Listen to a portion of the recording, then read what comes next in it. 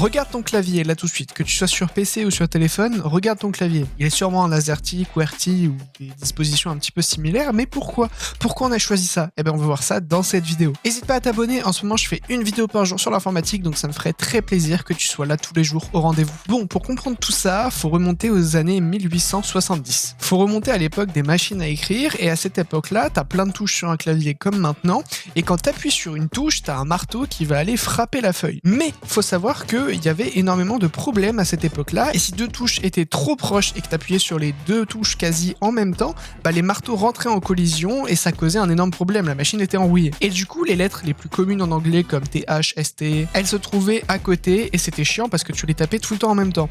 Donc, il a fallu inventer un layout qui favorisait le fait d'avoir les touches les plus communes mais éloignées ensemble. Par exemple, si tu regardes sur ton clavier, S et T, ils sont super loin. En vrai, cette raison, c'est celle que tu as souvent entendue, mais c'est pas l'unique raison, il y a autre chose qui rentre en compte. Le layout QWERTY, il a aussi été influencé par les opérateurs de télégraphe. C'était les premiers power users de ces machines à écrire et eux, leur boulot, c'était de retranscrire du code Morse toute la journée. Et en Morse américain, les lettres S, Z et E, par exemple, elles étaient souvent confondues. Et du coup, si tu places des lettres que tu confonds à côté, c'est plus simple de changer le résultat que tu viens de faire.